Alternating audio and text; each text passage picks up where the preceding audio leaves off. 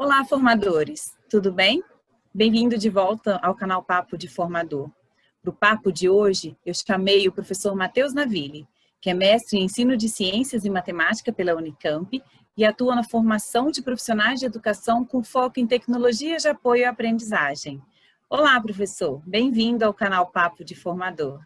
Olá, Carol, muito obrigado. Já acompanho o conteúdo que você produz aqui no canal, conteúdo de muita qualidade. É um prazer estar aqui para somar a essa discussão sobre a formação de professores com formadores. O prazer é todo nosso. Bom, eu vou te desenhar um cenário, Tá. né? Eu sou formadora de professores, atuo numa determinada instituição de ensino. Minha graduação é basicamente dentro das licenciaturas, né? Então, eu tenho uma licenciatura em pedagogia ou em geografia, que é o meu caso, que é a minha primeira graduação. E lido com professores de diferentes áreas de conhecimento, que têm usos também diferentes das ferramentas tecnológicas. E eu, geógrafa, pedagoga, preciso lidar com esse cenário. Preciso formar professores para poder atuar e desenvolver os processos de ensino e aprendizagem dentro desse novo contexto que a gente está vivendo. Por onde que eu posso começar? Olha, uma coisa que eu sempre trabalho, sempre converso com os professores e que acredito que não tem uma alteração na comunicação com eles devido ao que vivemos em 2020, primeiro é a questão da somatória. Então, eu acho que começar a conversa com os professores falando, olha, a gente está aqui para apresentar possibilidades de somar aquilo que você faz. Olha, você tem o seu trabalho, mas vamos somar. Vamos começar a entender o que a gente pode adicionar. Eu acho que quando a gente chega com professores que têm uma certa resistência para novidades e eles têm essa percepção, este medo da substituição completa, aí pode criar uma certa resistência. Agora, quando a gente vem com a comunicação, a conversa de somar aquilo que ele já faz com uma nova ferramenta, acredito que tem uma possibilidade de uma aceitação maior por parte dos professores. A segunda parte é a própria questão da comunicação com os alunos. Eu acho que quando a gente fala um pouco da dificuldade que os professores têm muitas vezes em conseguir se comunicar com os alunos por conflito geracional, a gente percebe que tem aí um ponto que une, que a gente consegue unir tanto aquilo que o professor quer trabalhar, o conteúdo, independente do conteúdo escolar, mas é o que ele quer comunicar com os alunos através dessas tecnologias. Então, eu acho que o primeiro ponto, o ponto que a gente começa a trazer esse interesse por parte dos professores podem ser desses dois. A questão de somar as possibilidades que são feitas na sala de aula e conseguir se comunicar melhor com seus estudantes, que, querendo ou não, são estudantes que vivem completamente inseridos na realidade tecnológica e que sempre têm um desejo, sempre têm um interesse maior quando tem o envolvimento dessas tecnologias e ferramentas. No caso, a gente tem discutido no canal sobre uma formação centrada na escola, né? Então, a formação centrada na escola como um princípio, as problemáticas reais, né? A realidade da escola sendo abordada em processos de formação. Quando eu falo de formação para o uso das ferramentas tecnológicas, uso das ferramentas a serviço da aprendizagem, eu preciso considerar este elemento também? Eu acho que precisa sim, porque a gente tem que considerar que, apesar de estarmos em 2020 com distanciamento social e aulas completamente remotas, acho que independente disso, as tecnologias elas fazem parte já do ambiente escolar. E acho que no retorno, nas aulas presenciais, quando a gente pensa numa normalidade escolar, essas tecnologias elas fazem parte da realidade das relações do que acontecem dentro da escola. E muitas vezes essas relações e o que tem acontecido, né, entre os próprios estudantes e professores, elas têm um envolvimento, né, tem como um fator principal a tecnologia. Então, por mais que seja uma escola que a gente possa pensar que não tenha essa base do uso da tecnologia, que não tenha a tecnologia como uma parte principal e fundamental da escola, ela ainda é inserida, porque a escola ela não está fora da realidade social. ela não está fora, no mundo à parte. Ela faz parte do mundo, e a gente pensar nesse mundo completamente dependente da tecnologia, a gente precisa trazer essa discussão junto. Mas, lembrando, a tecnologia ela também não está fora das questões sociais, né? Então, acho que mais um elemento que vem aí para essas alterações e discussões que a gente tem com os nossos professores. Uma coisa que a gente também pensa, né? Eu preciso conhecer o trabalho desse professor, né? Saber quais características ele tem, quais concepções que ele revela na sua prática, porque senão eu não consigo intervir.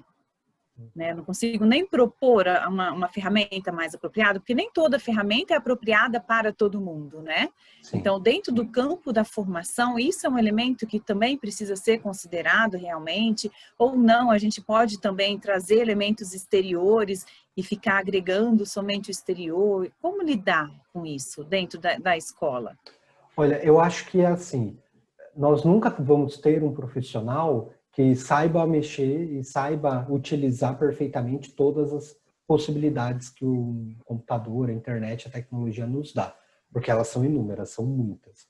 Então, o que eu acredito que seja o ponto principal a gente trazer para os professores para o uso dessas ferramentas é entender a sua positividade, entender como que vale a pena ser utilizado essas ferramentas na sala de aula. Porque aí o próprio professor, ele já começa a se inserir em grupos, e começa a se inserir com outros profissionais, começa a ter essa pesquisa e acaba trazendo ferramentas que nós mesmos não conhecemos.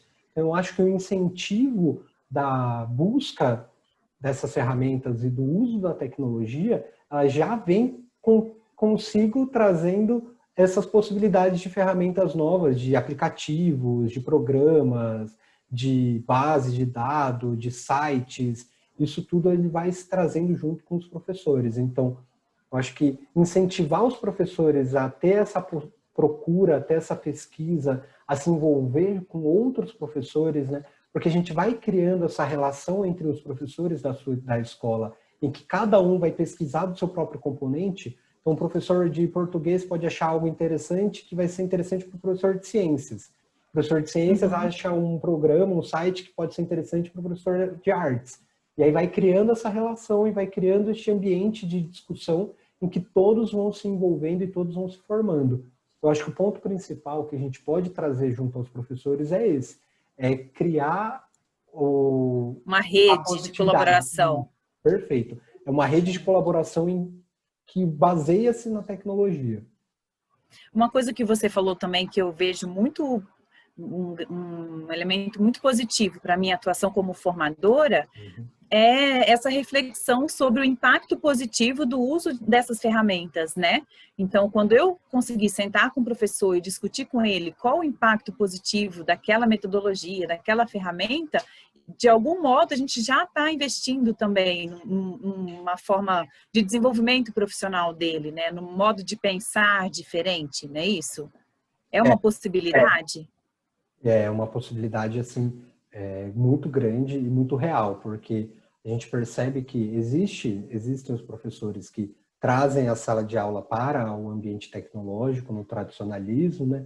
E que acaba perdendo um pouco essa possibilidade de avançar e realmente se apropriar dessas ferramentas. Mas uma grande parte das vezes, os professores entendem que existem essas possibilidades e existem formas de objetivar, pegar o objetivo da sua aula, pegar o objetivo do seu conteúdo e transformar ele junto com a ferramenta. E aí que a gente começa a ver os resultados melhores junto aos estudantes, né? Bacana. Então, você trouxe alguns elementos para a gente poder pensar na formação de professores. Então, eu que estou trabalhando com a formação continuada, tem os aspectos que eu preciso considerar. Um deles, a positividade do uso dessas ferramentas nas aulas, a construção de redes de colaboração, porque aí um pode atuar no desenvolvimento profissional do outro, então há uma circulação de conhecimentos ali, de conteúdos criados por eles mesmos, né? Que não é só do conteúdo do componente necessariamente, mas outros conhecimentos de naturezas distintas, né? Tem um aspecto também da compreensão de concepção de escola, de objetivo. Então, eu preciso ter uma visão mais amplificada da escola e dos processos de ensino, para eu depois pensar também na questão das tecnologias. E uma outra que é fundamental, nós não podemos negar o mundo onde nós estamos, né? Então, as tecnologias não estão fora da escola e agora entraram na escola. Elas sempre estiveram na sociedade e agora a nossa relação com elas está mudando. Então, esses são elementos principais. Falta mais algum na nossa lista? Olha, assim, de cabeça, acho que são os principais. Eu acho que são os principais para quando começarmos essas conversas. Acho que é muito interessante que, dependendo do grupo de professores, da idade dos professores, e como eles já atuam e conhecem essas tecnologias, às vezes tem um conhecimento avançado, às vezes tem um conhecimento muito iniciante. Então, eu acho que esses elementos, eles são os principais para dar o início a essa discussão e a esse uso junto aos professores. E aí, a partir disso, vai criando junto aos professores, então nós formadores junto aos professores, cria-se essa rede e vai conhecendo novas ferramentas, novas possibilidades e vai desenvolvendo o ensino e aprendizagem na própria unidade escolar. Vou colocar, então, mais 2 estrelinhas nessa nossa conversa. Eu acho que você trouxe outras 2 coisas diferentes e acho que a gente pode fechar com elas. A força da coletividade, né? Então, eu, enquanto formador, eu preciso pensar na força da coletividade que eu tenho dentro da escola, que é muito potente.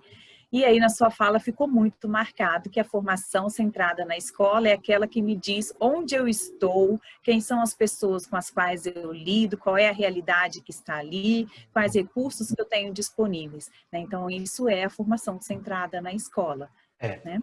E é centrado na escola e não só necessariamente no espaço físico, né? Centrado aonde o bairro, os estudantes, os professores, as ferramentas, a distribuição dos alunos, das famílias. Então, centrado na escola é centrado em todos os elementos que compõem aquela escola e como unidade, porque as escolas elas têm as suas unidades, elas têm as suas peculiaridades. E entender essas peculiaridades de cada escola e trabalhar as tecnologias em relação a isso para potencializar e gerar resultados pedagógicos que realmente sejam válidos, eu acho que somando tudo isso que a gente consegue criar essa formação junto aos professores. Fantástico! Mais uma vez, muito obrigada pela parceria, muito obrigada por ter aceito o convite para vir bater papo conosco. O canal está aberto, né? Então, sempre que você quiser trocar uma ideia conosco, estamos à disposição. Seja sempre muito bem-vindo ao canal Papo de Formador.